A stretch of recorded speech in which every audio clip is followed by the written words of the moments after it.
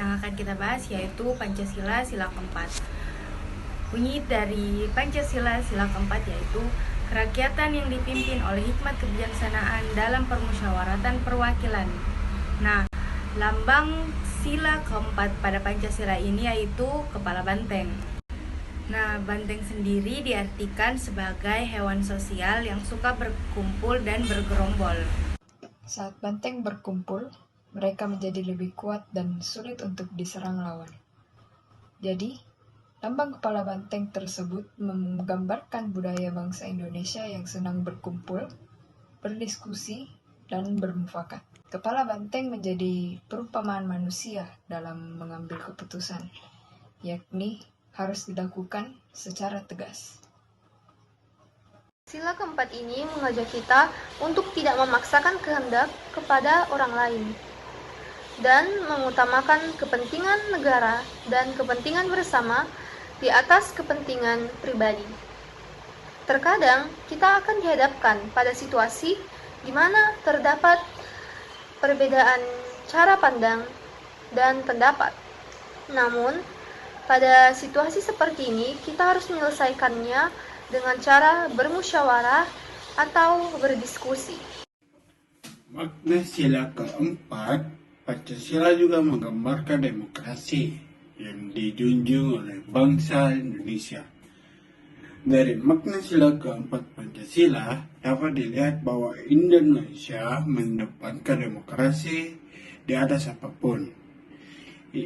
Ini akan membawa individu memiliki nilai-nilai demokrasi dalam kehidupan sehari-hari. Melanjutkan pembahasan materi tentang contoh penerapan sila keempat adalah sebagai berikut.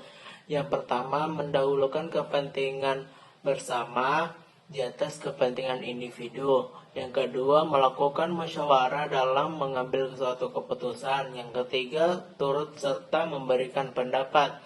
Yang keempat, mendengarkan pendapat orang lain, baik sama maupun berbeda dengan prinsip sendiri. Yang kelima, menerima dan menghargai hasil musyawarah dengan lapang dada. Yang keenam, tidak bersikukuh atau atas pendapat pribadi.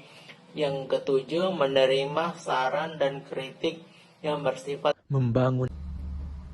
Hal yang membuat sila keempat belum terrealisasi sepenuhnya, sikap yang memaksakan kehendak, diakibatkan oleh rasa egois yang besar. Sikap ini bisa timbul saat suatu keputusan yang diambil tidak sesuai dengan keinginan atau pilihannya.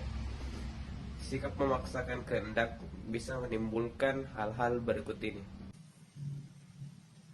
Dalam konteks musyawarah, sikap memaksakan kehendak adalah perbuatan tercela. Kita tidak boleh memaksakan kehendak karena pendapat orang berbeda-beda.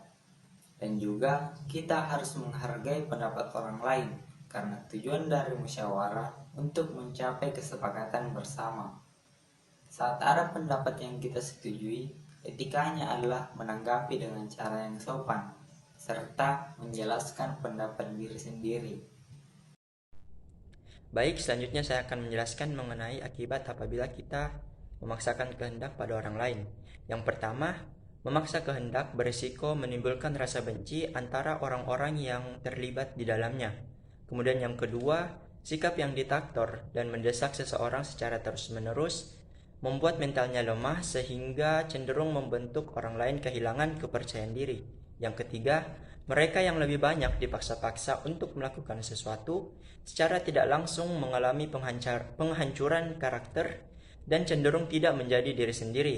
Dan yang terakhir, sadar atau tidak, memaksakan sesuatu yang tidak diharapkan oleh orang lain cenderung membuatnya merasa terhina dan terkesan disepelekan. Selanjutnya adalah saran inovatif. Ada beberapa hal yang dapat kita lakukan agar sila keempat dapat terrealisasikan dengan baik. Yang pertama, untuk diri kita sendiri. Kita harus bisa mengontrol rasa egoisnya kita. Yang kedua, kita harus tahu bahwa musyawarah itu penting, sehingga setiap pengambilan keputusan yang berhubungan dengan kepentingan orang banyak, kita harus melakukan yang namanya musyawarah. Yang ketiga, kita harus paham bahwa musyawarah itu mengutamakan kepentingan bersama, kepentingan orang banyak, bukan kepentingan pribadi. Dan yang terakhir, kita harus meningkatkan sikap toleransi, menghargai pendapat orang lain, dan menghormati setiap keputusan yang telah ada.